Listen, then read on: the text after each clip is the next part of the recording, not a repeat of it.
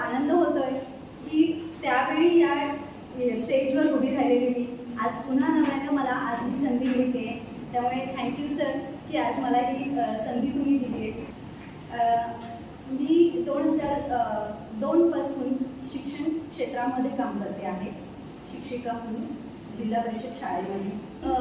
आज मी यासाठीच इथे उभी आहे की मला माझ्या एक्सपिरियन्समधून तुम्हाला काय देता येईल त्यातून, किंवा तुम्ही भावी शिक्षक आहात तर तुम्हाला त्याचा काय फायदा होऊ शकतो, तर यासाठी मी थोडंसं बोलणार आहे। मी फिंगरप्रिंट अनालिसिसमध्ये ऑनलाईन काउन्सलर आहे हे परिचयामधून तुम्हाला कळलं असेल। मी स्वतःचं जेव्हा माझं फिंगरप्रिंट अनालिसिस करून घेतलं त्यावेळी मला माझ्या स्वतःच्या एनर्जी समजल्या। आता ह्या एनर्जी समजल्यानंतर मी जो पेशा मी स्वीकारला आहे, ज्या विद्यार्थ्यांसाठी मी काम करते त्यासाठी मला त्याचा काय फायदा होतोय हे महत्त्वाचं आहे की माझ्या स्वतःच्या वैयक्तिक जीवनामध्ये मी हा फायदा करून घेतेच आहे, पण मी माझ्या विद्यार्थ्यांसाठी याचा काय जास्तीत जास्त फायदा होऊ शकतो। तर APमध्ये लर्निंग स्टाईल्स आहेत। आता लर्निंग स्टाईल्स म्हणजे काय की जे आपण अध्यापन करणार आहोत आणि मुलं शिकणार आहेत, तर उद्या आपल्याला जी पिढी घडवायची आहे त्यामध्ये आपल्याला काय अपेक्षित असतं, काय उद्दिष्ट असतात त्याची। प्रत्येक शिक्षकाला वाटत असतं की प्रत्येक मुलामध्ये काही ना काहीतरी गुण घडलेले असतात आणि ते त्याच्यापर्यंत त्याला कसं फुलवता येईल याचा आपण जास्तीत जास्त विचार करत असतो। मग यामध्ये या लर्निंग स्टाईलचा काय फायदा होतो, तर PhD सुद्धा माझा हा विषय होता की फिंगरप्रिंट अनालिसिसच्या माध्यमातून त्या समुपदेशनाद्वारे विद्यार्थ्यांच्या बौद्धिक ज्या बुद्धिमत्ता आहे त्याच्यावर त्याचा काय परिणाम होतो हा अभ्यास नाही। तर मी ज्यावेळी माझं अनालिसिस करून घेतलं आणि त्यानंतर मी जेव्हा मुलांना त्या पद्धतीने शिकवायला लागले त्यावेळी मला खूप चांगले बदल त्या विद्यार्थ्यांमध्ये दिसून आले आणि मी हे प्रॅक्टिकली केल्यामुळे मी तुम्हाला त्या ॲथॉरिटीने सांगू शकते की हे जे काही लर्निंग स्टाईल्स आहेत त्या विद्यार्थ्यांना त्या पद्धतीने जर शिकवलं तर मग तुमच्या वर्गातले जे काही स्टुडंट्स असणार आहेत ते नक्कीच पुढे कुठल्या ना कुठल्या क्षेत्रामध्ये चांगले चमकणार आहेत। 3 प्रकारच्या लर्निंग स्टाईल्स यामध्ये सांगितलेल्या आहेत, त्या म्हणजे ऑडिटरी लर्नर, दुसरा आहे व्हिज्युअल आणि तिसरा आहे कायनेस्थेटिक।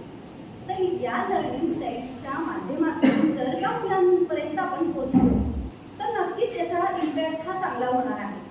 ऑडिटरी वेगळे केले, व्हिज्युअल वेगळे केले आणि कायनेस्थेटिक वेगळे केले तर काय फरक दिसेल की हे प्रत्येक गटातले जे विद्यार्थी आहेत ते नक्कीच चांगल्याच पद्धतीने शिकणार आहेत। ओव्हरऑल आपलं काय होतं की वर्गामध्ये सगळे विद्यार्थी आहेत आणि आत्ताची जी मेथड आहे की सगळ्यांना एकसारखं शिकवायचं, मग त्यामध्ये जरी त्यांचं आकलन क्षमता चांगली असली ती त्यांची मेथड नाहीच आहे ना अध्ययन करण्याची। पण शिक्षकांचा ग्रह असा होतो की या मुलाला येते ना या मुलाला काय येत नाही, कारण त्याची लर्निंग स्टाईल वेगळी आहे, त्याला पुढे जे काही शिक्षक शिकवतात ते त्या पद्धतीने ग्रास्प होत नाही।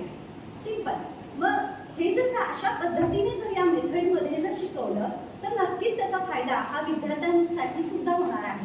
आणि केवळ एकमेव अशी मेथड आहे जी जन्मजात पोटेन्शियल आपल्याला समजतंय, लर्निंग स्टाईल समजताय आणि जर का हे समजलं ना तर इतकं सुंदर इम्पॅक्ट त्याचा होतो। आणि 2 वर्ष झाले की मी या पद्धतीने जी मुलांना शिकवते आहे तर नक्कीच मला त्यात खूप जास्त फरक आधीच्यापेक्षा जाणवत आहे। आता उल्लेख करताना त्यांनी सांगितलं की शिष्यवृत्ती मार्गदर्शक शिक्षिका म्हणून मला जो अवॉर्ड मिळाला 2020 साली, तर यामध्ये सुद्धा मी हीच मेथड वापरते। आता स्कॉलरशिप म्हटल्यानंतर की अभ्यासक्रम भरपूर असतो, तो तेवढ्याच कालावधीमध्ये पूर्ण करून घ्यावा लागतो, ही शिक्षकांची कसोटी। मग परीक्षामध्ये जो रिझल्ट येतो त्याच्यावर शिक्षकाचं काम अवलंबून असतं।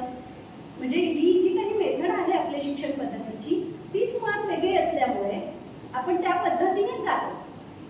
आता आधुनिक पद्धती भरपूर आलेल्या आहेत, मात्र त्याचा अवलंब न करता सर्वपट मार्गाने जर आपण गेलो तर होतं काय, किंवा रिझल्टचे कमी मिळतात आणि विनाकारण राबणं जास्त होतं, म्हणजे मेहनत जास्त घेतली जाते। मग या लर्निंग स्टाईल्सचा किंवा आपल्या वैयक्तिक लाईफमध्ये सुद्धा याचा फायदा कसा करून घेता येईल यासाठी मी काम करत आहे। आणि मी तुम्हाला यासाठी सांगते आहे की आज मी हे रिझल्ट्स पाहिलेले आहेत, जे तुम्ही भावी शिक्षक होणार आहात तर तुम्ही सुद्धा जर त्या पद्धतीने शिकवलं तर नक्कीच त्याचा फायदा हा तुम्हाला होत जाणार आहे। इव्हन तुम्ही आता जेव्हा तुमची इंटर्नशिप असेल यानंतरच्या BEd झाल्यानंतर सुद्धा त्या पाक्षिकमध्ये त्या कालावधीमध्ये 15 दिवसामध्ये हा पण प्रयोग करून बघा। पण त्यासाठी काय लागेल की तुम्हाला हे टूल्स वापरावे लागतील, त्या विद्यार्थ्यांपर्यंत पोहोचावं लागेल, त्या विद्यार्थ्यांचं जर लर्निंग स्टाईल्स जर आपल्याला माहिती झाल्या तर नक्कीच त्याचा फायदा हा होणारच आहे. तर मला सांगायचं हेच आहे यामधून की जास्तीत जास्त आपल्याला जर समाज घडवायचा आहे, भावी पिढी घडवायची आहे, तर हे जे काही चांगलं काम आपल्याकडे आलेलं आहे, आपण नशिबान आहोत की इतर फॅकल्टीजपेक्षा शिक्षण क्षेत्र हे असं आहे की त्यामध्ये आनंदच मिळतो. जर का विद्यार्थी तसे घडत असतील तर त्यासारखा दुसरा अवॉर्ड नाही. जी भले एखादा पुरस्कार नको मिळू दे, पण माझा विद्यार्थी कुठेतरी कलेक्टर होतोय, माझा विद्यार्थी कुठेतरी चांगला चमकतोय. इव्हन शिक्षण क्षेत्रामध्येच नाही तर अदर कुठल्याही बिझनेसमध्ये असेल, कुठेही असेल, तो जर टॉप लेवलला तिथे काम करत असेल तर तो अभिमान शिक्षकाला असतो. आणि अभिमानाने आपण सांगतो की नाही, हा विद्यार्थी हा माझा आहे. म्हणजे यासारखं सुख आणि आनंद हा दुसऱ्या क्षेत्रामध्ये नाही. त्यामुळे मला खूप आनंद होतो की तुमच्यापर्यंत मी हे पोहोचवते आहे. आणि मी एक शिक्षिका आहे, मला माहिती आहे की त्यामध्ये आज मी इतके वर्ष काम करत आली आहे, तर मग तुम्हाला नक्कीच त्याचा फायदा व्हावा या इंटेन्शनने मी आज इथे बोलते. तर नक्कीच त्याचा फायदा तुम्ही करून घ्या आणि स्वतःच्या लाईफमध्ये सुद्धा या FBAच्या माध्यमातून तुम्ही जर फायदा करून घेतला तर तुम्हाला सुद्धा तुमचं पोटेन्शियल समजणार आहे आणि तुम्हाला जी काही दिशा तुम्हाला परफेक्ट मिळणं गरजेचं आहे ती मिळणार आहे. म्हणजे आयुष्याच्या वाटेवर अनेक गुरु आपल्याला प्रत्येक क्षेत्रामध्ये भेटत असतात.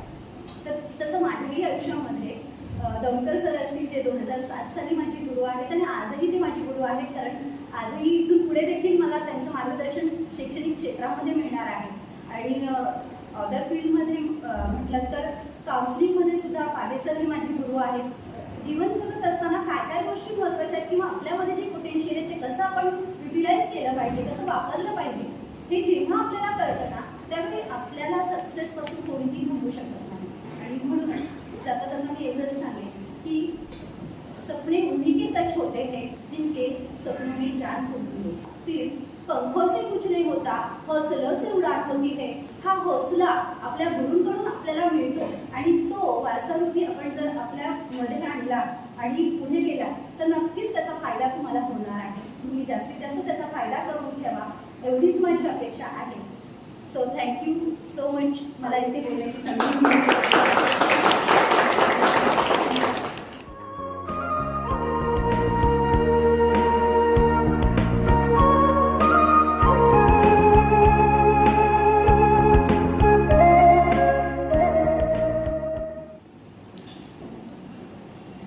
आदरणीय सर आणि तुम्ही उपस्थित वुड बी टीचर्स, काय माहिती का, आमच्या वेळेला म्हणजे मी 74चा SSC आहे. म्हणजे तुमच्याविषयी किती जुना आहे ते तुम्हाला लक्षात म्हणून सांगितलं तुम्हाला. ओके, तुमच्याविषयी बरेच जण त्या जन्माला सुद्धा नसर आले. त्यावेळेला ना फक्त 4च करिअर होती बरं का, फक्त 4 करिअर. 1 नंबरचं करिअर म्हणजे डॉक्टर, 2 नंबरचं करिअर म्हणजे इंजिनियर, 3 नंबरचं करिअर म्हणजे वकील. या तिन्ही गोष्टी नाही जमल्या तर मास्तरच म्हणायचे त्यावेळेला, शिक्षक म्हणत नव्हते. हां, आणि म्हणजे थोडक्यात शिक्षक कोण होतो तर ज्याला हे काय जमत नाही तो, अशा पद्धतीचं एक समीकरण मी जेव्हा लहान होतो त्यावेळेला होतं. आणि आज या व्यासपीठावर मला बोलताना आनंद एवढ्यासाठीच होतोय की तुम्ही सगळेजण असे बसलेले आहात माझ्यासमोर की तुम्ही हा निर्णय घेतलाय की मला शिक्षक व्हायचं आहे. सो तुमच्यासाठी जोरदार टाळ्या होते. कारण ही गोष्ट फार महत्वाची आहे की तुम्हाला असं वाटतंय की मला शिक्षक व्हायचं आहे, काय जमलं नाही म्हणून शिक्षक नाही होत आहे आपण, बरोबर. मग ही एक फार मोठी जमेची बाजू तुमच्या सगळ्यांच्या मध्ये आहे. प्रश्न असा आहे की जो प्रवास आहे त्या प्रवासामध्ये खास कळगे वेगळे वेगळे होते. आमच्या वेळेला, तुमच्या वेळेला वेगळे वेगळे. मी एक असा विद्यार्थी आहे की मला अभ्यासामध्ये कधीही इंटरेस्ट वाटला नाही, आज पण नाही. ओके, मला आवड कशाची होती, मला चित्रकलेची आवड होती, मला गाणी म्हणायची आवड होती, मला ऍक्टिंग करायची आवड होती, हे सगळं होतं. त्यावेळेला मी हेच ऐकलं, याचा उपयोग काय, चित्र चांगली काढतो याचा काय उपयोग आहे, गाणी चांगली म्हणतो याचा काय उपयोग आहे, हे मी ऐकलं तेव्हा लहानपणी. आणि असं होतं की ज्या परिसरामध्ये तुम्ही राहता, तसं पाहता माझं शालेय शिक्षण कोल्हापूरमध्ये झालं आणि मालवणमध्ये पण झालं. तर असं दोन्ही ठिकाणी मी शिकलेलो आहे. तर कोल्हापूरमध्ये ज्यावेळेला शिकत होतो त्यावेळेला कोल्हापूर गावामध्ये, तुम्ही तुमच्यापैकी कधी कोण जर गेला असेल तर तिथे एक बिनखांबी गणेश मंदिर असं एक मंदिर आहे कोल्हापूरमध्ये. तर त्या मंदिरासमोर एक चित्रकार रस्त्यावर चित्र काढायचं. रोज चित्र काढायचं. म्हणजे सोमवारी शंकराचं चित्र, गुरुवारी दत्ताचं चित्र, शनिवारी मारुतीचं चित्र वगैरे असं काढायचा. ते खवळी घासून काढतात ना, कोळसा बेळसा घासून असं हाताने, तसं ते काढायचं मोठ्याच्या मोठं चित्र.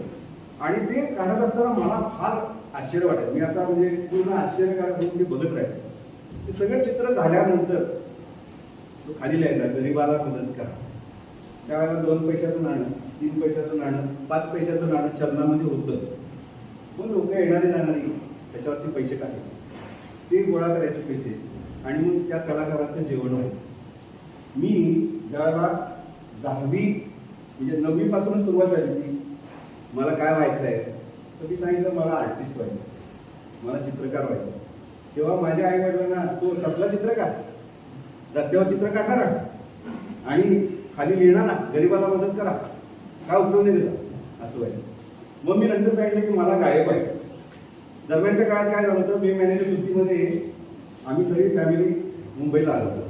मुंबईला लोकल ट्रेनमध्ये प्रवास करत असताना आमच्या आई वडिलांनी 2 मुलं बघितली. एक जण गाणं म्हणणारा, दुसरा वाटी फिरवणारा. हे बघ बाबा गायक व्हायचं तुला, हे बघ असलं काहीतरी दिवस बघायला लागतील. थोडक्यात अभ्यास अभ्यास अभ्यास, बाकीच्या गोष्टींचा काही उपयोग नाही, हे मी लहानपणी ऐकलेलं आहे. पण मला तुम्हाला हे सांगायचं आहे की जर आपल्याला चांगला शिक्षक बनायचं असेल ना, तर पहिल्यांदा मुलाला काय चांगलं येते ते बघायला, ना की आपल्याला काय द्यायचं, त्याला काय चांगलं करता येतं.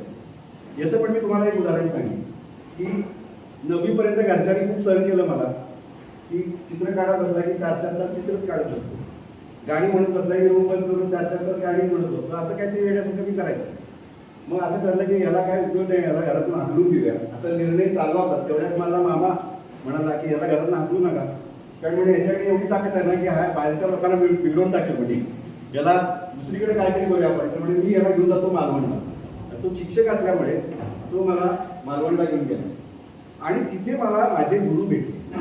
आयुष्यात कोणीतरी गुरु भेटावा लागतो म्हणतात ना, तसे. त्यांच्याबरोबर 2 वर्ष मला एकाच रूममध्ये राहायचा योग आला आणि त्यांच्याबरोबर राहिल्यामुळे आज जो काय मी आहे तो आहे. म्हणजे एखाद्या व्यक्तीला किती खाली असावं त्याने आणि किती वरती यावं याचं माझ्यावर उदाहरण मी कोणी बघितलेलं नाही.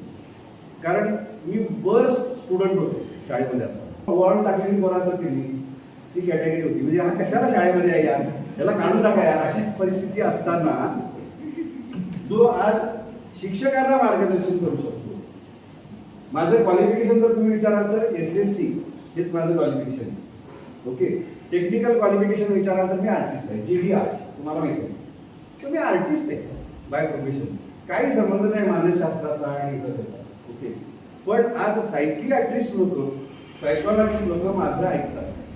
हे कुठून आलं, याच्यासाठी गुरुचा आशीर्वाद कळलं का. मग शिक्षक आणि गुरु याच्यामध्ये खूप फरक आहे, हे पहिल्यांदा लक्षात घ्या. आपण पहिल्यांदा शिक्षक होणार आहे, क्वालिफिकेशन मिळालं तुम्हाला की तुम्ही शिक्षक झाला, तिथे प्रवासाची सुरुवात आहे, लक्षात घ्या. तो शेवट नाही आहे. तुम्ही BEd व्हाल, उद्या MEd करा आणि काय तुम्हाला कुठेतरी XYZ शाळेमध्ये तुम्हाला जॉब मिळेल, तुम्हाला आदर्श शिक्षक पुरस्कार मिळेल, ती सुरुवात असेल, शेवट नाही आहे. तिथून पुढे तुमचा ऍक्च्युली गुरुपदाकडे जाण्याचा प्रवास सुरू होतो. आणि हा प्रवास ज्याला कळला ती व्यक्ती आयुष्यामध्ये अनेक लोक घडवू शकते. म्हणून म्हणतात ना की प्रत्येक दगडामध्ये शिल्प दडलेलं असतं, ते दिसलं पाहिजे. ते त्या शिल्पकाराला आधीच दिसतं. मग तो काय करतो की फक्त शिल्प नसलेला भाग आहे ना, तो ठोके देऊन काढून टाकतो बाजूला. शिल्प त्याच्यात असतंच, तो फक्त त्याला दिसतं. असा शिक्षक असतात. कारण आता जसं मॅडमने सांगितलं ना, प्रत्येक विद्यार्थी वेगळा आहे, प्रत्येक विद्यार्थ्याची आकलन क्षमता वेगळी आहे. आपण एका विशिष्ट पद्धतीने इकडे शिकवतो. आपण अशी अपेक्षाच कशी करू शकतो की सगळ्यांना एकसारखं समजेल, शक्य नाही आहे. मग त्या केसमध्ये आपण कोणत्या पद्धतीने काय अवलंब केला पाहिजे, हा एक भाग इथे महत्वाचा आहे. आणि शिक्षक गुरु याच्यातला जो फरक आहे मी तुम्हाला सांगतोय, किंवा विद्यार्थ्यांना काय येतं त्याचं कौतुक करणं, याचं मी तुम्हाला माझंच उदाहरण देतो. की मला जे माझे गुरु भेटले त्यांचं नाव सांगावकर सर, ठीक आहे. तर त्यांच्याबरोबर मी ज्यावेळेला होतो त्यावेळेला काय व्हायचं, त्याला माहिती असायचं की हा अभ्यासात ह्याला आपल्याला घडत नाही, ह्याला अभ्यासामध्ये जराही इंटरेस्ट नाही. तर त्यांनी मला पहिल्या दिवशी हा प्रश्न विचारला की तुला काय आवडतं रे. म्हटलं सर अभ्यास सोडून काय पण सांगा. ते म्हटले मी प्रश्न काय विचारलाय आणि तू उत्तर काय देतोय? तुला अभ्यास आवडत नाही मला माहिती आहे ना बाबा, मी तुला काय विचारलंय, तुला काय आवडतं ते सांग. असा प्रश्न मी पहिल्यांदाच ऐकला आयुष्यामध्ये. असं मला कोणी विचारलंच नव्हतं कधी. मग मी सांगितलं ना, मला चित्रकला आवडते, मला गाणी म्हणायला आवडतं, मला क्रिकेट खेळायला आवडतं, मला टेबल टेनिस खेळायला आवडतं, मला डान्स करायला आवडतो. अरे वा म्हटलं, अरे वा, मला शॉक बसला, असं कसं काय? मग त्यांनी मला असं सांगितलं की बरीचशी मुलं मी अशी बघितलेली आहेत की ज्यांना अभ्यासामध्ये इंटरेस्ट नसतो, पण त्याच्या बदल्यामध्ये तुला एवढ्या गोष्टीमध्ये इंटरेस्ट आहे, ही गोष्ट खूप चांगली. आता बघा, शिक्षक आणि गुरु मधला फरक मी तुम्हाला सांगायला लागलोय, त्या अँगलने समजून घ्या. आणि त्यांनी काय केलं माहितीये का, अभ्यासात इंटरेस्ट जराही नाही, गणितात इंटरेस्ट तर अजिबातच नाही. हा माझा म्हणजे हेच होता. मग हे आमचे सर हिंदी शिकवायचे. त्या काळामध्ये असं असायचं की कुठलेही शिक्षक कुठला पण विषय शिकवायचे, म्हणजे विशिष्ट विषय असे जरी असले शिक्षक तरी आज मी हे नाही शिकवणार, चला इतिहासाची पुस्तकं काढा, असं व्हायचं.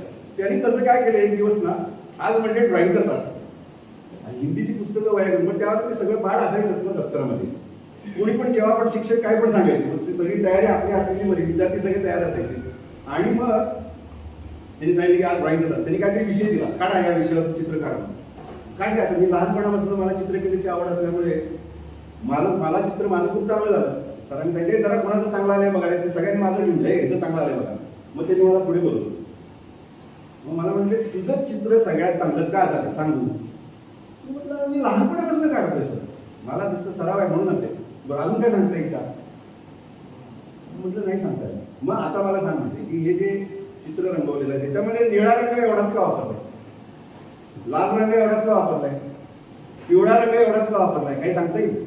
म्हटलं अहो सर, प्रत्येक रंग समोर काय काढायचं आहे त्याचं प्रपोर्शन बघून करायला पाहिजे ना, शेवटी प्रपोर्शन आहे ते, बरोबर आहे. प्रपोर्शन म्हणजे काय, तर परत मला काही सांगता येईल. 15-16 वर्षाचा मी आहे, त्या अँगलने सांगतो तुम्हाला. ते म्हणाले अरे प्रपोर्शन म्हणजे गणित. आपल्या वर्गातल्या 44 मुलांना जे अवघड गणित जमलेलं नाही ते तू असं लिहिल्या करतोस, हे अभ्यासाचं गणित आहे. नाही, फार सोपं आहे, फार सोपं आहे. तुला जर का हे अवघड गणित जमतंय तर हे गणित आहे ना अभ्यासाचं, हे जाता जाता तू करशील. तुला इंटरेस्ट नाही डेव्हलप झालाय म्हणून तुला वाटतं की हे गणित माझा काय प्रांत नव्हे. असं तसं काय नाही आहे. जे इतक्या लोकांना जमते ते तुला जमते, म्हणजे तुझ्यात काहीतरी एक्स्ट्रॉर्डिनरी क्वालिटी आहे, मग तीच क्वालिटी इकडे लावायची बस. हा फरक शिक्षक आणि गुरु मधला. लक्षात येते का बघा मला काय तुम्हाला सांगायचं आहे. आणि हे जेव्हा आपण बघतो ना त्यावेळेला एक गोष्ट कायम लक्षात ठेवा की शिक्षकाचं व्यक्तिमत्व हे आदर्श व्यक्तिमत्व असायला पाहिजे. म्हणजे मला टीचर सारखं व्हायचं असं प्रत्येक विद्यार्थ्याला वाटलं नाही. तो खरा शिक्षक. आपण वर्गामध्ये येतो आणि पढवतो आणि जातो, तो शिक्षक नाही, तो पगारासाठी काम करणारा शिक्षक आहे. लक्षात घ्या, आपल्याला घडवायचं आहे, पढवायचं नाही नुसतं. मग ज्यावेळेला घडवायची तुम्ही जबाबदारी स्वीकारता त्यावेळेला आपल्यामध्ये स्वतःमध्ये खूप बदल करावे लागतात. व्यक्तिमत्व म्हटल्यानंतर आपल्याला सर्वसाधारण आपण माणसाला बघून त्याचं व्यक्तिमत्व जज करतो. हा माणूस कसा दिसतो ह्याच्यावर. व्यक्तिमत्व चांगलं आहे म्हणजे काय, ठीकठाक आल्या बघा माणूस, म्हणजे आपण त्याला तसं नाही आहे की फक्त आउटर पर्सनॅलिटी आहे. माणसाचं दिसणं हे वेगळं आहे, माणसाचं असणं हे वेगळं आहे. त्याच्यामुळे व्यक्तिमत्वामध्ये 3 घटक येतात, आपलं शरीर, आपलं मन आणि आपली बुद्धी. या 3ही गोष्टीचा परफेक्ट बॅलन्स असेल तरच ती व्यक्ती चांगल्या व्यक्तिमत्वाची आहे असं आपण म्हणू शकतो. तर शरीर जे आहे ना हे आपल्या सवयीवरती अवलंबून असतं. आपल्याला काय काय सवयी आहे, काय खातो, काय पितो, केव्हा खातो, किती खातो आणि हे सगळं खाऊन जी काय एनर्जी मिळवली ती वापरतो कशी, याच्यावरती तुमचं शरीर अवलंबून आहे. ओके, तुम्हाला व्यसन असतील तर तुमचं शरीर वेगळं असणार आहे. सिगरेट ओढणारा माणूस असेल, दारू पिणारा माणूस असेल, काही न सांगता कळतं बघितलं, काही न सांगता कळतं. ओके, हेच तसं न करणारा माणूस आहे तो पण कळतो, सांगायची गरज नाही त्याची. सो सवयीवरती अवलंबून आहे. पण या सवयींची गडबड काय माहिती आहे का, की सवय आपल्या आयुष्यामध्ये काहीतरी विपरीत घडल्याशिवाय आपण बदलत नाही. मी तुम्हाला एक गमतीशीर किस्सा सांगतो. मी शाळेमध्ये असताना आमचे ड्रॉइंगचे टीचर होते आणि त्या ड्रॉइंगच्या टीचरना एक सवय काय होती, ते 12 महिने छत्री वापरायची. म्हणजे हिवाळा असला तरी छत्री, उन्हाळ्यात समजू शकतो, पावसाळ्यात समजू शकतो, पण हिवाळ्यात सुद्धा छत्री आणायची. आणि छत्रीचा वापर इतका प्रॉमिनंटली असायचा की मुलांना मारायचं असलं तर ती छत्रीने मारायची. फळा पण छत्रीने पुसायची. आता आम्ही त्यांचं नावच छत्री पाडलं. अरे छत्री सरांचा तास आहे, छत्री सरांचा तास आहे. आणि माझे आवडते शिक्षक ना, कारण मी स्वतः चित्रकलेमध्ये आवड असल्यामुळे, तर त्या सरांचा त्यांची खोड काय होती की छत्री वापरायची सगळीकडे आणि सहसा चिडायचे नाही, पण एकदा चिडले की मग छत्रीचा वापर कसा होईल, त्याचा दांडा डोक्यात बसेल का शेंडा डोक्यात बसेल काय कोणाला सांगायचं नाही, असं व्हायचं. आणि मुलं काय करायची, जास्तीत जास्त मुलांना ड्रॉइंगचा पिरियड आवडत नाही, हे बोर असतं प्रकार, की मुलं सर जाऊन काय म्हणून सारखी एक करून बाहेर पडायची. वर्गात बसणार कोणता मी आणि माझ्याबरोबर दोघं तिघं मुलं असायची, आम्ही एकदम सिन्सिअर, कारण आपल्याला आवडतं ड्रॉइंगचा असं होतं. आणि मुलं काय करायची मग की आता 2 दरवाजे जेव्हा असतात ना, तेव्हा एका दरवाजाला कडी असते, बरोबर. ती मुलं काय करायची, आतमध्ये येताना एकदम सगळी यायची नाही, एक जण यायची, सरांना डिस्टर्ब करायचं ना, तू काय सरांना डिस्टर्ब करायचं. मग एक जण जात यायचा कडी वाजून, आणि तो आत येताना काय करायचा, ती जी कडी असते ना अशी ती वरती करून ठेवायचा, म्हणजे दार लावलं ती कडी खाली पडायची आणि आवाज यायचा. मग परत कोणतरी आलंय म्हणून उठायचं, म्हणजे जेणेकरून डिस्टर्ब करायचं सरांना.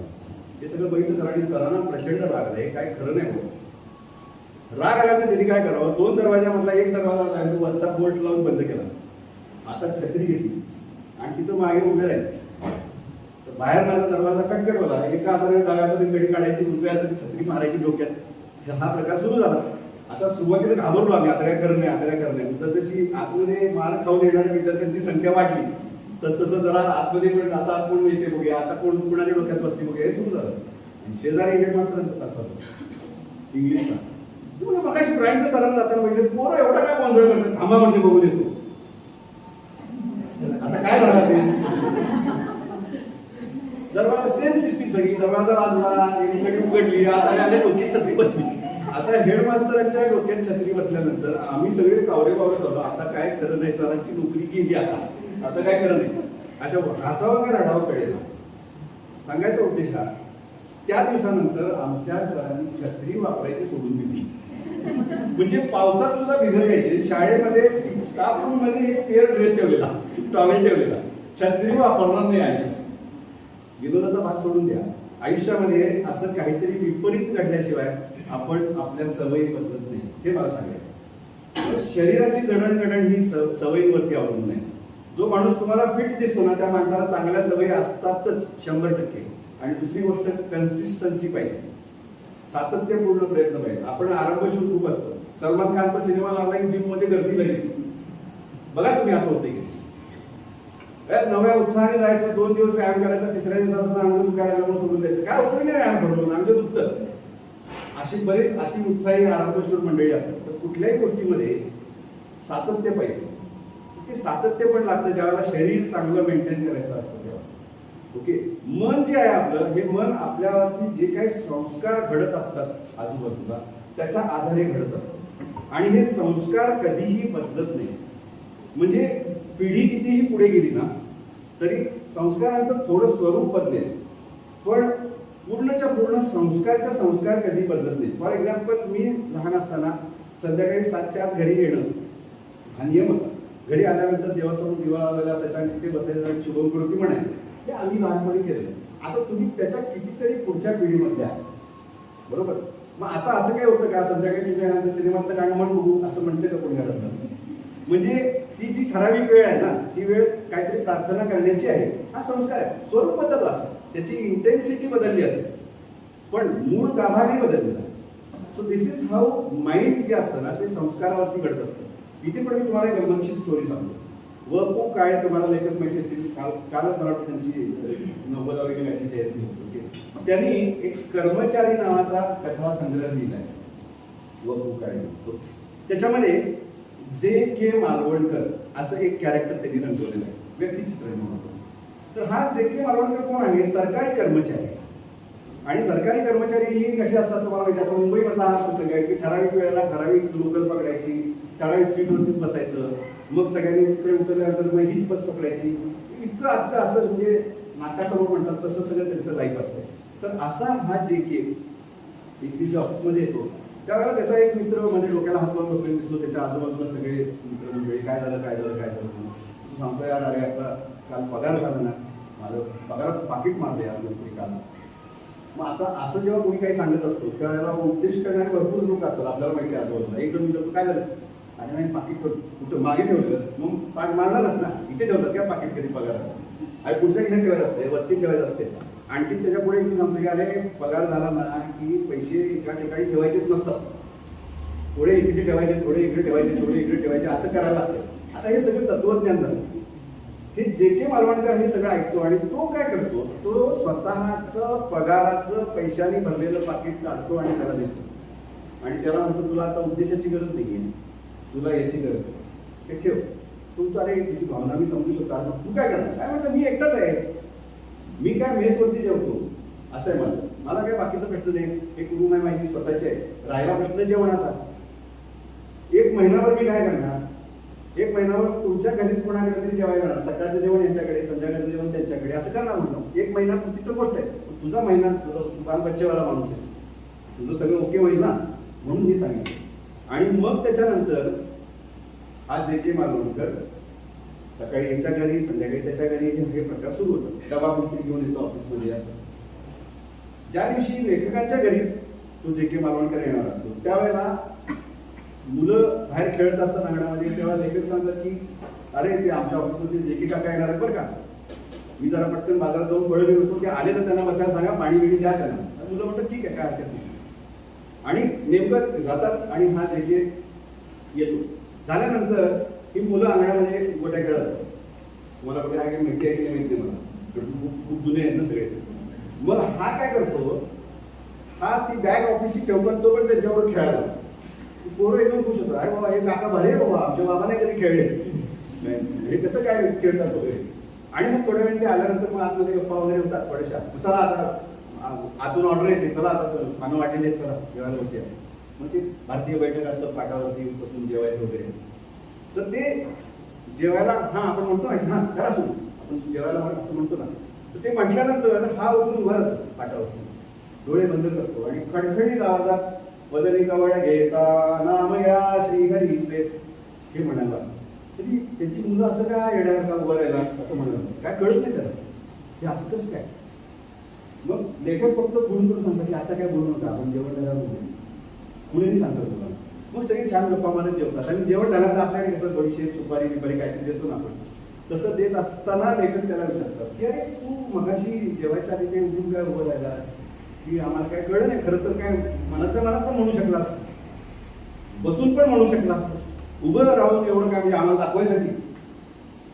त्यावेळेला तू जे के मालवणकर काय सांगतो, तू म्हणतो की सर मी एक अनाथ मुलगा आहे, मी आई वडिलांना कधी बघितलंच नाही, मी हॉस्टेलवरती राहिलो. हॉस्टेलवरती आमचे जे रेक्टर होते ना ते फार स्ट्रिक्ट होते आणि आमच्याकडे हा नियम होता की जेवायला पहिला घास घ्यायच्या आधी उभं राहायचं आणि हा श्लोक खडखडीत आवाजात म्हणायचा, हा नियम, नाही तर शिक्षा. एके दिवशी असं झालं तुम्हाला, खूप खेळ होतो, खूप भूक लागली होती, बसलो, आजूबाजूला कोण नाही आहे, सर नाही आहेत बघत, म्हणून आपलं मी बघा बघा जेवलो. जेवल्यानंतर आलं बोलावलं, सरांनी बोलवलंय, गेलो आतमध्ये, दरवाजा बंद कर म्हणून सांगितलं, दरवाजा बंद केला, शर्ट काढ, शर्ट काढला आणि म्हणाला की ह्या श्लोकामध्ये जेवढी अक्षर आहेत ना तेवढे त्यांनी चापकाचे फटकारे मारलेत माझ्या पाठीवरती, तेव्हा अजून येईल. तो श्लोक आहे ना सर माझ्या रक्तात बिंबलाय, हो रक्तात बिंबलाय, मी नाही विसरू शकत. मला नाही भांडणार की कोण मुलं मला हसतील की मोठी माणसं काय म्हणतील, नाही, मला एवढंच माहिती आहे की पहिला घास खाण्यापूर्वी हा श्लोक म्हणायचा. याला म्हणतात संस्कार. संस्कार करून घेण्यासाठी मार खाल्ला पाहिजे असं नाही आहे, पण प्रसंगी मार खाऊनच संस्कार पण द्यावे लागतात असं पण आहे, शिकावे पण लागतात. सांगायचा मुद्दा हा, शरीर सवयींवरती अवलंबून आहे, मन संस्कारांवरती अवलंबून आहे आणि आपली बुद्धी जी आहे ती कशावर अवलंबून आहे. याच्यासाठी पण मी तुम्हाला एक स्टोरी सांगेन की एका गावामध्ये एक मोठा पैलवान, काय माहित नाही त्याला पैलवानकी करून कंटाळा येतो आणि म्हणतो की त्याला आपण कुठेतरी नोकरी करूया, म्हणून नोकरी मागण्यासाठी ठिकठिकाणी जायला लागतो. आणि एका टिंबर मार्केट म्हणजे तुम्हाला की तिथे जंगलातली झाडं तोडून आणतात आणि ते लाकडाचे ओंडके बनवून फर्निचर बनवतात हां, त्याच्या मालकाकडे जातो आणि म्हणतो साहेब मला नोकरी द्या. तर ते म्हणतात माझ्याकडे काम आहे, पण काम एकच आहे, रोज जंगलात जायचं आणि झाडं तोडून आणायची. किती झाडं तोडून आणशील सांग बघू रोज? तो म्हणतो 5-6 झाडं त्यांनी आरामात तोडून आणली. मग ते असं त्याच्याकडे वरपासून खालीपर्यंत बघतात. आता पहिलवान दिसतोय आटा कटा, पण ठीक आहे, उद्यापासून नाही, दुसऱ्या दिवसापासून हा जातो, त्याला एक कुऱ्हाड दिली जाते, हा जातो जंगलामध्ये आणि पहिल्या दिवशी खरोखर ठरल्यासारखी बोलल्यासारखी 6 झाडं आणतो. खुश होतो मला, अरे बाबा बऱ्याच दिवसांनी आपल्याला कुठेतरी चांगला माणूस ताकदवर भेटला. एक आठवडा गेल्यानंतर असं होतं की जोर तेवढाच लावून सुद्धा 6 झाडं काय तुटत नाही, 5च झाडं तुटतात तेवढ्या वेळेमध्ये. साहेब 5च झाडं तुटली बॉस, अरे काय तब्येत बरी नाही, काय औषध पिषध घे, डॉक्टरकडे जाऊन ये, आपलं तो मला सांगतो. आणखीन कालांतरानंतर असं होतं की तू 4च झाडं तोडू शकतो. आणखीन कालांतरानंतर असं होतं की 2च झाडं तोडू शकतो. आणि एक दिवस असा येतो की त्याला एकही झाड तोडता येत नाही. संपूर्ण सगळा दिवस घाम पुसण्यामध्ये जातो. आणि अतिशय म्हणजे पैलवानासारखा पैलवान पण रडवेला होतो आणि मला कसं म्हणून सांगायला लागतो. मला काय झालं माहित नाही. खरं तर सांगू का, माझा व्यायाम नियमित आहे. माझं जो खुराक असतो ना, मी जो खातो ना, ते पण सगळं नियमित आहे. पण हे काय होतंय मला नाही कळत.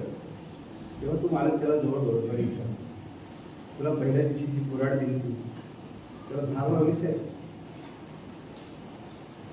बुद्धी ही अशी असते, बुद्धीला सतत तासावं लागतं, बुद्धीला सतत अपग्रेड करावं लागतं. प्रत्येक शिक्षक हा हरहुन्नरी असला पाहिजे, लक्षात घ्या. आणि टेक्नोसॅव्ही पण असतात. टेक्नॉलॉजी तुम्हाला माहिती पाहिजेच पाहिजे. असं होतंय आता की आधीच्या लोकांना काय माहिती नसतं, असा एक समज आहे. तर आपल्याला हे पहिलं करणं गरजेचं आहे. कारण शिक्षण जे देणार आहोत ना आपण, ते जीवन मूल्याधिष्ठित शिक्षण पाहिजे. आता प्रॉब्लेम काय माहितीये का, की मुलं मार्क्स खूप चांगले मिळवतात, पण त्याला आईशी कसं वागायचं ते कळत नाही, त्याला वडिलांशी कसं वागायचं कळते, आजी आजोबांचा आदर कसा करायचं कळते, शिक्षकांचा आदर कसा करायचा ते कळते. ते शिकवायला पाहिजे तुला, ज्याला मी जीवन मूल्याधिष्ठित शिक्षण म्हणतो. की जीवन मूल्य खूप महत्वाची आहे. तुमची डिग्री महत्वाची नाही आहे, तर तुम्ही माणूस म्हणून कसे वागता, समाजासमोर कसे येता, हे महत्वाचं आहे.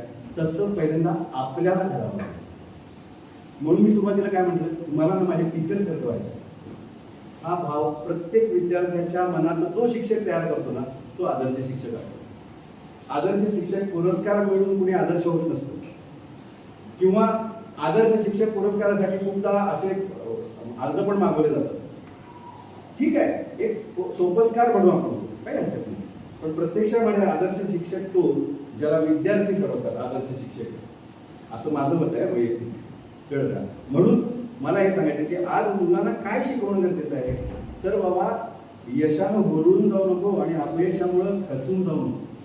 तुम्ही जर पाहाल आज समाजामध्ये डिप्रेशनचं प्रमाण खूप आहे. प्रत्येक 10 मुलामध्ये एक मूल डिप्रेशनमध्ये. आणि आज आपला भारत देश हा युवा शक्तीचा देश आहे आणि युवा शक्ती मॅक्सिमम डिप्रेशनमध्ये चालली आहे. तिथे आपला रोल येतो शिक्षकाचा. आणि काही वेळेला आई वडिलांच्या पेक्षाही शिक्षकाचा दर्जा जास्त उंच असतो त्या मुलाच्या किंवा मुलीच्या आयुष्यामध्ये. हे मी स्वतः अनुभवलेलं आहे. माझ्यावरच मी सांगतो की मला ज्यावेळेला डिप्लोमाचं सर्टिफिकेट मिळालं होतं DD आर्ट्सचं, त्यावेळेला मी पहिल्यांदा माझ्या सरांच्या घरी गेलो, माझ्या घरी न जाता सरांच्या पायावरती ते ठेवलं होतं सर्टिफिकेट. आणि सरांना मी म्हणतो की सर हे फक्त आणि फक्त तुम्ही भेटलात म्हणून मिळू शकतो, याची मी परतफेड कशी करू, नाही तर काय म्हणा. त्यांनी मला एकच संदेश सांगितला, तुला करायची का परतफेड, तर आयुष्यात एकच गोष्ट लक्षात ठेव की कुठल्याही गोष्टीची परतफेड करता येते, पण व्याजासकट देण्याची तयारी करू. म्हटलं सर सांगा काय. त्यावेळेला त्यांनी मला हे सांगितलं की तुला जर असं वाटत असेल की माझ्या सहवासात आल्यामुळे तुझ्यामध्ये काहीतरी सकारात्मक परिवर्तन झालंय, तर तू तसा बनून दाखव मला. की तुझ्या सहवासात येणारी प्रत्येक व्यक्ती ही अशीच काहीतरी सकारात्मकतेनं तू दे. आणि म्हणून मी तुम्हाला सांगतो की कुठलंही स्पीच देण्यासाठी, शिकवण्यासाठी प्रत्यक्षामध्ये क्वालिफिकेशनची गरज नसते. गरज असते ते इथून बोलण्याची. ते तुम्हाला जाणवलं का बघा, मी इथून बोलते. ओके, हे प्रत्येक शिक्षकामध्ये आलं ना तर बरोबर कळतं. आणि म्हणून आपण तसं व्हायला पाहिजे ना. मी जे म्हणतो ना की मला टीचरसारखं व्हायचं आहे, जेव्हा आपण सांगू विद्यार्थ्याला की तुम्ही व्यायाम केला पाहिजे, अरे आपलं शरीर दिसलं पाहिजे असं व्यायाम केलेलं आहे, तेव्हाच त्या विद्यार्थ्याला वाटेल ना, नाहीतर नाही वाटणार. माझंच पोट एवढं पुढे आहे, फार उडी असं तर मी विद्यार्थ्यांना सांगितलं नाही चालत. तसं शिक्षक स्वतः फिट पाहिजे सगळ्यात बाजूने. शारीरिकदृष्ट्या फिट पाहिजे, मानसिकदृष्ट्या फिट पाहिजे, शिक्षकाचा हस्ताक्षर उत्तम पाहिजे, उत्तम.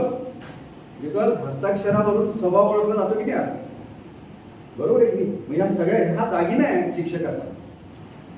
म्हणजे प्रत्येक शिक्षकाचं मराठी असो इंग्लिश असो हस्ताक्षर चांगलं असलंच पाहिजे. म्हणजे तुम्ही तुमचं बाकीचं ट्रेनिंग काय असेल ते घ्या, हस्ताक्षर चेक करा, नसेल तर त्याच्यावरती स्पेशल मेहनत घ्या, हे मी सांगेन तुम्हाला. कारण हे फार गरजेचं आहे. तुम्ही ज्यावेळेला लिहित असताना फळ्यावरती त्यावेळेला तुमची पाठ असते, लक्षात घ्या. आणि ज्याचं हस्ताक्षर चांगलं नसतं ना, इकडे मागे काय पण चालू होतं, पण ज्याचं हस्ताक्षर चांगलं असतं त्यावेळेला पिन ड्रॉप सायलेन्स असते. ऑब्झर्व करा तुम्ही, हे ऑब्झर्व करा. सो तुम्हाला स्वतःला आदर्श बनलं पाहिजे पहिल्यांदा, बाय ऑल मीन्स.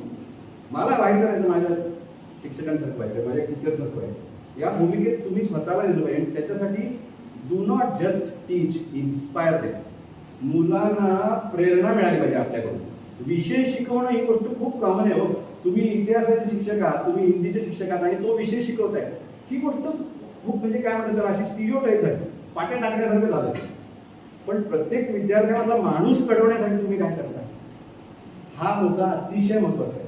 आणि पूर्वी गुरुकुल शिक्षण प्रणाली होती. पूर्वीच्या गुरुकुल शिक्षण प्रणालीमध्ये होतं काय त्यावेळेला की गुरु खूप ज्ञानी असायचे. ज्ञानी म्हणजे स्पिरिच्युअल पॉईंट ऑफ व्ह्यू ज्ञानी म्हणतो. आता आपण ज्ञान म्हणतो क्वालिफिकेशन. ओके, काळ तसा आहे, राईट रॉंगचा विषय नाही. त्यावेळेला महत्वाची गोष्ट काय होती तर त्यावेळेला विद्यार्थ्यांची संख्या खूप कमी होती, गुरुकुल शिक्षण प्रणाली होती त्यावेळेला. म्हणून हे जे गुरु असायचे ना, हे विद्यार्थ्यांच्यावरती वेगळे वेगळे प्रयोग करायचे आणि या विद्यार्थ्याला मी कोणत्या पद्धतीने शिकवलं पाहिजे, या विद्यार्थिनीला मी कोणत्या पद्धतीने शिकवलं पाहिजे हे जोखायचे आणि त्याप्रमाणे त्यांना शिकवायचे. पुस्तकी शिक्षण नव्हतंच त्यावेळेला, प्रॅक्टिकल एज्युकेशन जास्त होतं. गुरुची सेवा करायची म्हणजे काय, पाणी भर, दळण कर, हे का सांगायचे. एक तर त्याच्यामध्ये इगो सगळा जातो, इगो सगळा कमी होतो. आपल्याला गणवेश आहे, बरोबर, गणवेश कशासाठी आहे, तो पण इगो नष्ट करण्यासाठी. इथे कोण गरीब आहे, कोण श्रीमंत आहे, कोण कुठल्या धर्माचा आहे, काय विषय नाही, आपलं सगळे एकसारखे, त्याच्यासाठी आहे युनिफॉर्म. मग अशी सर म्हटले की युनिफॉर्म जेव्हा असतो त्यावेळेला युनिफॉर्मिटी राहतो. येस, अगदी बरोबर. त्याच्यासाठी आहे की एकसारखी मानसिकता सगळ्यांची होणं, ह्याचा एक संस्कार आहे युनिफॉर्म. मग त्याचा रंग असा आहे, आम्हाला आवडत नाही, ह्याच्यात अडकू नका. आपल्याला कशासाठी, त्याचा पर्पज काय आहे, त्याचा पर्पज हा आहे आपण सगळे एकसारखे आहोत. तो जो भाव आहे ना तो आला पाहिजे, तो महत्वाचा आहे. प्रॉब्लेम काय आहे, आपण अशा पिढीला शिकवणार आहोत उद्या की या पिढीला जगाची ओळख अशी 1 मिनिटाच्या आत होती, लक्षात घ्या, टेक्नॉलॉजीमुळे, पण स्वतःची ओळख होत नाही. मग आपलं काम काय आहे, प्रत्येक विद्यार्थ्यामधलं स्वत्व जागवणं. अरे तुझ्यामध्ये हे आहे, अरे यू कॅन डू दिस, हे जेव्हा तुम्ही सांगायला लागता तेव्हा तुमच्यामधला गुरु हळूहळू जागा व्हायला लागतो. अदरवाईज परीक्षेत ज्याला जास्त मार्क पडले तो हुशार आणि ज्याला कमी मार्क पडले तो ढ. पूर्वी आमच्या काळी शिकवणी हा जो प्रकार होता ना, तो म्हणजे अतिशय लांछनास्पद गोष्ट मानली जायची. त्याला शिकवणी लावली माहिती आहे, म्हणजे बरबाद आहे, याचा काय उपयोग नाही, याला अभ्यासात गती नाही म्हणून शिकवणी लावली. आता शिकवणी म्हणजे असं प्रतिष्ठेचं लक्षण आहे. मी त्या अमुक क्लासला 50,000 रुपये फी भरली महिन्याची, हे अभिमानाने पालकच सांगतात. असा जमाना आहे आता, लक्षात घ्या. ओके, टीव्हीवरती वेगवेगळे कार्यक्रम असतात, तिथे त्या पोरांच्या पेक्षा पालकच जास्त शायनिंग मारत असतात. तुम्ही बघा सगळं, हा जमाना आहे आता. मग ह्या जमान्यामधल्या मुलांना आपल्याला शिकवायचं आहे.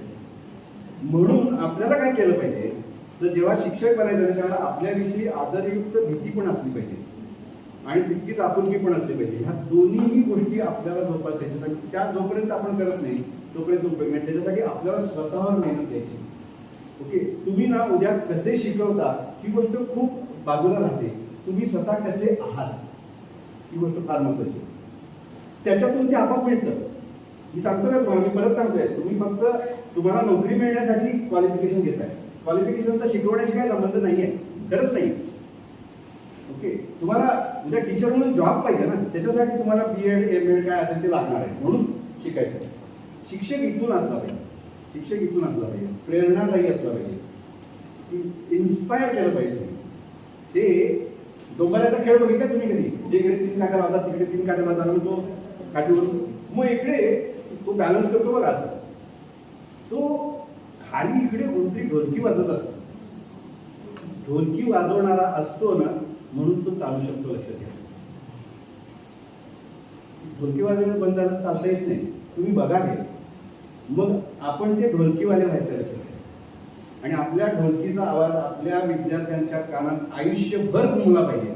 म्हणजे आपण किती चांगली ढोलकी वाजवली पाहिजे ते लक्षात येते का. आणि हे जर जमलं ना तुम्हाला, तर आयुष्यात काहीही अवघड नाही आहे. आणि तुम्ही खूप चांगला निर्णय घेतला असं मी म्हणेन की तुम्ही शिक्षक व्हायचं ठरवलं. म्हणजे मला खूप आदर आहे शिक्षकांच्या विषयी, कारण मी आज जो काय आहे फक्त माझ्या शिक्षकांच्यामुळे. मग तुम्ही सगळेजण तसे होऊ शकता, पण तुम्ही ठरवलं होतं. कारण जी गुरुकुल शिक्षण प्रणाली तुम्हाला सगळ्यांना माहिती की लॉर्ड मेकॅलोनी नाहीशी केली आणि परीक्षा अभिमुख शिक्षण प्रणाली आली वगैरे वगैरे, पण ती गुरुकुल शिक्षण प्रणाली आपण परत आणू शकतो. ओके, परत आणू शकतो म्हणजे सिलेबस पॉईंट ऑफ व्ह्यूने ट्रेनिंग देऊन नाही म्हणत आहे मी. जसं आता साधना मॅडमनी जे सांगितलं की हे जे अनालिसिस आपण करतो, फिंगरप्रिंट अनालिसिस, ज्या माध्यमातून लर्निंग स्टाईल्स हे आपल्याला कळतात, की ते कळल्यानंतर कोणत्या मुलांना कोणत्या पद्धतीचं शैक्षणिक साहित्य आपण पुरवायला पाहिजे हे जर आपल्याला समजलं तर आपलं काम सोपं होणार आहे, प्रचंड सोपं होणार आहे शिक्षकांचं काम. आणि विद्यार्थ्यांचं पण सोपं होणार आहे, कारण ज्याची लर्निंग स्टाईल जी आहे त्याप्रमाणे त्याला जर ते साहित्य पुरवलं गेलं तर प्रत्येक विद्यार्थी हा आनंदाने शिकेल. जो विद्यार्थी आनंदाने शिकतो ना, तोच विद्यार्थी आयुष्यात काहीतरी करू शकतो. आई वडिलांच्यासाठी, आई वडिलांच्यावर उपकार करून जे शिकतात ना, ते कितीही हायली क्वालिफाईड झाले तरी ते काय आउटपुट देऊ शकत नाही. स्वतःला आनंद वाटला पाहिजे, मला शिकायचं आहे, तो आनंद निर्माण करण्याचं काम शिक्षकाचं. आणि म्हणून मी तुम्हाला माझंच उदाहरण दिलं. मला माझ्या सरांनी सांगितलं की अरे हे इतकं तुला छान वाटतं, हे तर सोपं आहे, हे तर सोपं आहे. म्हणजे तुला काय येतं चांगलं ते जर तुम्ही सांगितलं ना, काम सोपं झालं. आणि हा जो प्रवास आहे मी म्हणतो ना तुम्हाला, गुरुकुल शिक्षण प्रणालीकडे आपल्याला जे जायचं आहे, त्याच्यासाठी आमचा हा प्रयत्न आहे की हे जे आम्ही आता म्हणतो तुम्हाला फिंगरप्रिंट अनालिसिस वगैरे, याचा आम्ही कोर्स डिझाईन करतोय आता. आणि तो युनिव्हर्सिटीकडे ऑलरेडी आम्ही मराठवाडा युनिव्हर्सिटीकडे दिलेला आहे. सरांच्या मार्गदर्शनाखाली आपल्याला तो असं ठिकठिकाणी राबवायचं पण आहे. आणि तुमच्यासारखी मंडळी जी की शिक्षक होणार आहे, BEd MAd शिकणारी माणसं, ती लोक जर हा कोर्स करतील फिंगरप्रिंट अनालिसिसचा, तर तुम्ही जे विद्यार्थी उद्या घडवाल ते घडवण्याचं काम, म्हणजे तिची प्रोसेस सोपी होणार आहे, पहिली गोष्ट. दुसरी गोष्ट, ती सगळी समोरची मुलं खूप आनंदाने सगळ्या गोष्टी करतील, ही पण गोष्ट महत्वाची आहे. सरांचं मी अनालिसिस केलेलं आहे स्वतः, आणि त्या अनालिसिसमध्ये मी पहिल्यांदा हे वाक्य उच्चारले सरांच्या बाबतीत की माझं लग्न जर 22व्या वर्षी झालं असतं तर तुमच्या एवढा माझा मुलगा असता, एवढा मी वयाने मोठा आहे आणि आहेच सरांच्या पेक्षा वेळ. पण आज सर जे काम करताय, सरांनी ज्या पद्धतीने इथपर्यंतचा प्रवास केलाय, इतक्या कमी वयामध्ये ह्या लेवलपर्यंत पोहोचणं ही गोष्ट सोपी नाही आहे. आणि ही गोष्ट फक्त क्वालिफिकेशननी साध्य नाही होत, ते पण मला तुम्हाला सांगायचं की ती आतून गोष्ट घ्यावी लागते की माझ्या विद्यार्थ्यांना हे मिळालं पाहिजे, माझ्या विद्यार्थ्यांना ते मिळालं पाहिजे. हा जो विषय आहे ना, हा तिथे परत इकडेच घेऊन येतो आपल्याला की तुम्ही इन्स्पायर कसं करता. साधना मॅडमच्या बाबतीत पण सेम आहे, बऱ्याच गोष्टी त्या करतात. पण आज विद्यार्थ्यांचे फोन येणं आणि मॅडम तुम्ही नाही, ते आम्हाला करमत नाही, हे बोलणं, ही गोष्ट सोपी नाही. असे कोण सगळ्या शिक्षकांना करत नसतात विद्यार्थी. म्हणून मी जे सांगितलं तुम्हाला की प्रत्येक दगडामध्ये जर शिल्प आहेच, तर मग आपण त्या दगडाचं शिल्प शोधण्याचा प्रयत्न केला पाहिजे. खूपदा काय होतं, फक्त क्वालिफिकेशन जर घेतलं ना आपण, काय मुलं आजकालची बरोबर नाही, दगड आहेत सगळे असं म्हणतो आपण.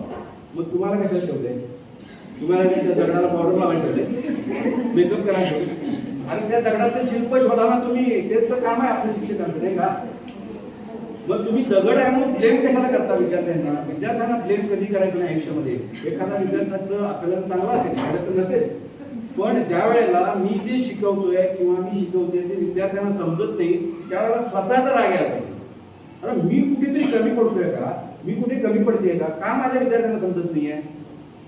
या भूमिकेत जेव्हा तुम्ही जाल ना, त्यावेळेला तुमचा शिक्षकाकडून गुरुपदाकडे प्रवास सुरू होतो. आणि मी सगळ्या शिक्षकांना हे सांगतो की खूप फरक आहे शिक्षक आणि गुरुमध्ये. जसा की पेशा आणि परंपरामध्ये, एक पेशा आहे, दुसरी परंपरा आहे. मग ही गुरुकुल वगैरे ही आपली परंपरा आहे. ओके, मग त्याच्यासाठी आज आपल्याला तसे गुरु उपलब्ध नसतील मी म्हणतो, पण आज आपल्याकडे टेक्नॉलॉजी आहे. अशी टेक्नॉलॉजी आहे की जी कुणामध्ये काय स्पार्क आहे ते जाणून घेऊ शकतो आपण. त्याच्यामुळे आपलं काम सोपं झालं शिक्षण देण्याचं, विद्यार्थ्यांचं काम झालं सोपं शिक्षण घेण्याचं.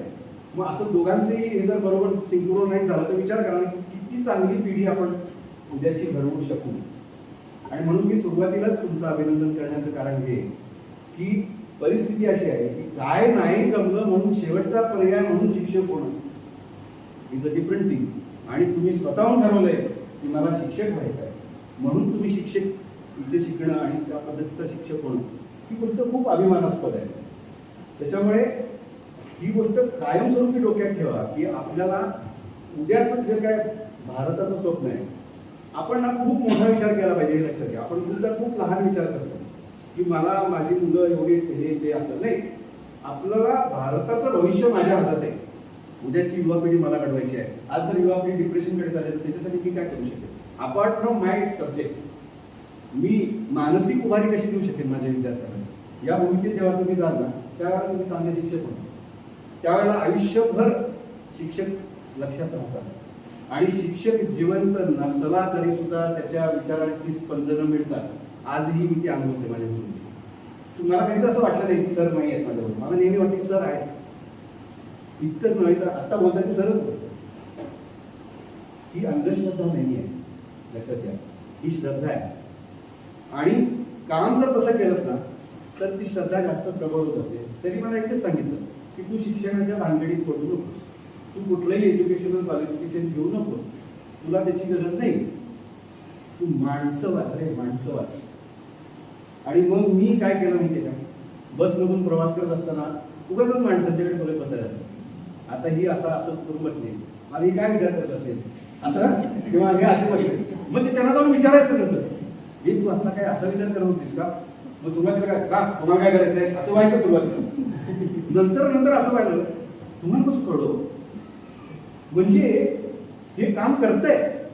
माणूस कसा बसलाय, त्याच्या चेहऱ्यावरती काय हावभाव आहे, त्याच्या आयुष्यात काय खळबळ चालली असेल हे ओळखता येऊ शकतं. माणूस वाचणं म्हणतात नाही. एखाद्या वेळेला माणूस खूप हसत असतो आतून, पण कुठेतरी ते दुःखाचं हे असतं, ती दुःखाची किनार असते. आणि एखादा माणूस उगाच रडत असतो आणि आपल्याला माहिती असते की याला काय रडायचं कारण नाही, सगळं चांगलं आहे, उगाच रडलं कळेल. दोन्ही बाजू आहे. सो ही जी माणसं वाचण्याची प्रक्रिया आपल्याला जर कळली ना तर तुम्हाला सांगतो एवढं काम सोपं होतं आपलं शिकवण्याचं की खऱ्या अर्थाने आपण शिकवतच नसतो. असं किती वेळ आपण बोलत राहिलो ना तरी सुद्धा ती मुलं झेलतील. कळलं का. झेललं पाहिजे ना, एक एक शब्द झेलला पाहिजे आपला या भूमिकेत. म्हणजेच आपल्याला स्वतःवरती काम खूप करावं लागणार आहे लक्षात आलं. सो तुम्ही जे काय आता शिकत आहात ना ती एक काय म्हणतात एक शाखा आहे फक्त. अभ्यासक्रम आणि तुमची डिग्री. दुसऱ्या शाखा आहेत ना हे पण लक्षात आहे तुमच्या स्वतःमधली डेव्हलपमेंट. की मी अशी व्यक्ती बनणार आहे की माझ्याकडे बघूनच लोकांनी इन्स्पायर व्हायला पाहिजे. बोलणं बिलणं नंतरची गोष्ट आहे. या भूमिकेत तुम्ही जायला फर्स्ट इम्प्रेशन म्हणतो ना ते तुम्ही कसे दिसता त्याचं असतं. आणि नंतरचं इम्प्रेशन आहे तुम्ही कसे आहात, तुम्ही कसं बोलता, तुम्ही कसं डिलिव्हर करता, समोरच्याला काय वाटतं. कनेक्टिव्हिटी जी म्हणतो आपण विद्यार्थ्यांच्या बरोबरची कनेक्टिव्हिटी ही अत्यंत महत्त्वाची आहे. बोलणं हृदयाला भेटलं पाहिजे. भले तुम्ही विषय शिकवत असाल ते भेटलं पाहिजे.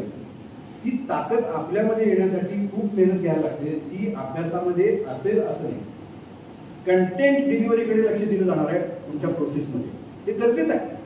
कंटेंट चुकीचं काय शिकवत नाही ना हे बघणारच ना कुणी पण ते बरोबर देत आहेत ते किती इफेक्टिव्हली देतात हे पण फार महत्त्वाचं आहे. कारण मुलं तेव्हाच कनेक्ट होणार आहेत तुमच्याशी जेव्हा तुम्ही एखादी गोष्ट अतिशय परिणामकारकतेनं पोहोचवता. अदरवाईज खूपशा क्वालिफाईड लोकांना बोलता येत नाही माहिती तुम्हाला. खूप काही आहे. ओके. आणि मला माझ्या गुरूंनी हे सांगितलं की आपण जे घेतो ना ती फक्त माहिती असते, जे देतो ना ते ज्ञान असतं. म्हणून ज्ञानेश्वरांचा आदर्श डोळ्यासमोर ठेवा. कुठल्या कॉलेजमध्ये गेले होते, कुठली PhD घेतली होती का ज्ञानेश्वरनी. आज ज्ञानेश्वरी होती PhD करतात लोक आणि स्वतःला ज्ञानेश्वरापेक्षा मोठं समजायला लागलं. लक्षात आलं का. ही वस्तुस्थिती आहे. पण त्यांनी कुठे काय केलं होतं मग हे आलं कुठून हे आलं कुठून तसं जर विचार केला तर प्रत्येकाकडे हे आहे दिलेलं. मग ते जे कळून घ्यायला पाहिजे आपण की बाबा आपल्याला काय दिले देवानी ते कळून देणारं आम्ही जे आता म्हणतो ना की मॅडमनी जे सांगितलं फिंगरप्रिंट अनालिसिस हा जो भाग आहे हा आम्ही त्याच्यातून या गोष्टी सांगतो की तुमच्या एनर्जीज कशा कशा आहेत आणि तुमचा जन्म या पृथ्वी तलावरती काय करण्यासाठी झालेला आहे हे जेव्हा तुम्हाला कळतं. पण इथे वयाचा काही संबंध नाही. माझ्या आईचं मी वयाच्या 84व्या वर्षी केलं तिचं, म्हणजे वयाचा काही संबंध नाही. पण जेव्हा आपल्याला या सगळ्या गोष्टी कळतात ना त्यावेळेला असं लख आपलं आयुष्य दिसायला लागतं. तसं तुम्हाला स्वतःचं आयुष्य जर दिसायला लागलं तर उद्या तुमच्यासमोर जी मुलं असतील ना त्यांचं आयुष्य पण तुम्हाला दिसायला लागेल आणि त्याला आपण विजन म्हणतो, त्याला दृष्टी म्हणतो. अशी प्रत्येक शिक्षकाकडे दृष्टी असली पाहिजे. समोर बसलेल्या मुलामधला स्पार्क जो म्हणतो ना तो कळला पाहिजे. कुणाला काय द्यायला पाहिजे, घंटी इथे वाजली पाहिजे बरोबर. माझी लवकर वाजली केस नसल्यामुळे. पण सांगायचा मुद्दा हा की हे आता कळलं तुम्हाला फार त्याच्याबद्दल तुम्हाला इतकं काही वेगळ्या लेवलला तुम्ही जाऊ शकता. आणि माझं म्हणणं हे उद्याची पिढी जर घडवायची असेल ना तर आपल्याला या सगळ्या गोष्टी आत्मसात केल्या पाहिजे. आय होप की तुम्हाला मी जे काय बोलतोय ना ते बरोबर तुम्ही म्हटलं असेल की स्वतःवर काम करा पहिल्यांदा, मगच सोपं आहे विद्यार्थ्यांना शिकवलं. तुम्ही काय स्वतःवरती कायच काम करते मी आहे असं नाही, माझ्याकडे फक्त क्वालिफिकेशन आहे म्हणून मी टीचर आहे माझा सन्मान करा. नाही, सन्मान कोणते क्लास येतो, सन्मान मनामध्ये असला पाहिजे. गुरुचं नाव काढताना लोक कान पकडतात, बघितलं तुम्ही का हवं आहे कशासाठी, त्याचं कारण ते तो सन्मान आहे, ती श्रद्धा आहे. कारण मी आज जो काय आहे, मी आज जी काय आहे त्याच्यावर हा जो भाव आहे ना ती शिकवण. सो शिकवणी आणि शिकवण याच्यामध्ये फरक आहे. शिक्षक शिकवणी घेतात, गुरु शिकवण देतात आणि ती शिकवण आयुष्यभरासाठी असते. आणि असे तुम्ही सगळ्यांनी बनावं. याच्यासाठी तुम्हाला माझ्याकडून साधना मॅडमकडून आम्ही जो काय उपक्रम करतो सगळ्या उपक्रमकर्त्यांकडून तुम्हाला खूप खूप खूप शुभेच्छा.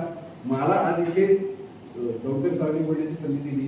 मी त्यांना रिक्वेस्ट केली की साधना मॅडम आपण हे करूया, कारण का आता हा विषय पोचू द्या आणि ह्या शिक्षण क्षेत्रामध्ये काम केलेल्या व्यक्ती आहेत.